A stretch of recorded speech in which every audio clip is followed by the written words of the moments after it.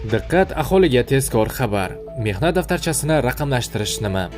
Assalomu alaykum qadrli tomoshabinlar, kanalimizga xush kelibsiz. Videodan to'liqroq xabardor bo'lishni istasangiz, videoni oxirigacha ko'rib, like va podpiska tugmalarini bosib qo'yishlikni unutmang. Diqqat qiling. Mehnat daftarchasini raqamlashtirish bu qog'oz ko'rinishidagi mehnat daftarchasidagi barcha ma'lumotlarni elektron tizimga o'zgartirish jarayonidir. Raqamlashtirish sizga qanday qulayliklar beradi? Mehnat faoliyatingiz haqidagi ma'lumotlar xavfsiz saqlanadi va hujjat yo'qolib qolishidan himoyalanadi. Pensiya tayinlashda mehnat staji avtomatik aniqlanadi. Ortiqcha hujjat yig'ish va vaqt sarflashga hojat qolmaydi. Davlat xizmatlaridan tezkor va qulay foydalanish imkoniyati yaratiladi. Ish staji va mehnat faoliyati haqidagi ma'lumotlarga istalgan vaqtda elektron tarzda murojaat qilish mumkin bo'ladi.